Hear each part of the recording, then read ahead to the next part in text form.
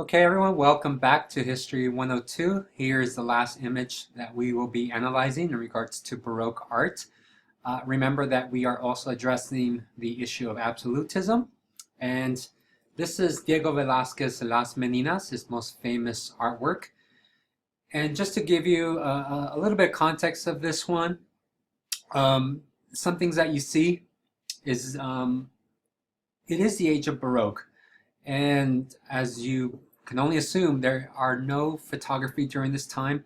So part of the job is to create reality, right, when it comes to Baroque art. And you could kind of see that in this image. Look at what people are looking at, where they're facing, what they're doing. And it really kind of captures that moment in time like a photograph would do today. So that in itself is quite innovative. Another thing that we see in this image, and you'll be analyzing this in greater detail, is that some of the characters are, like like the previous image, are not very significant. They're not people of importance, yet Velázquez decides to paint them. And then the last point that I want to address is the subject matter, and you will analyze this, but note that in this period, normally when you're commissioned to do a painting, you would paint what you are commissioned to do. So if I asked you to do a portrait, you would do a portrait. This is completely different from any image of this time era. And we see all this kind of hosh-posh, almost, I want to say behind the scenes type of action taking place. So just things to kind of note before we get into the questions are, again, texture, use of color, use of light, focal point, where your eye is drawn to, subject matter as to who are some of these characters. And I mean, pay close attention to this back here and compare it to some of the images up here. So I want you to answer the questions that I will list right here. And after you are completed with the assignment, we'll look at it and really kind of bring home the points regarding absolutism. So the first question that I want you to address is, where does your eye rest? So tell me, what is the focal point in this image? Why is your eye resting in a particular place? So maybe your eye is resting with here, or maybe it's resting over here, or maybe up here, or somewhere else. Doesn't really matter. You tell me, where does your eye rest and why? What is the subject matter? So what's going on here? Remember that most artists during this period would be commissioned to do a painting and maybe a portrait, and they would draw that.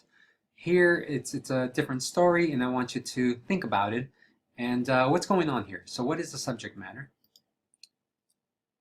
Number 3, who are some of these characters? So not so much that you know who they are, but what is their role in this image? So sometimes look at some symbols that can denote what they do. Over here, this person might look a little bit religious, so forth and so on. All right, so you don't have to tell me who they are specifically, but who might they represent? Number 4, how does this image reflect the concept of Baroque that we've been talking about? So again, the key point is that you understand Baroque and see how the artist reflects those values in their images. Number 5, which is one of the kind of key things in regards to absolutism, is how does the artist invite the viewer?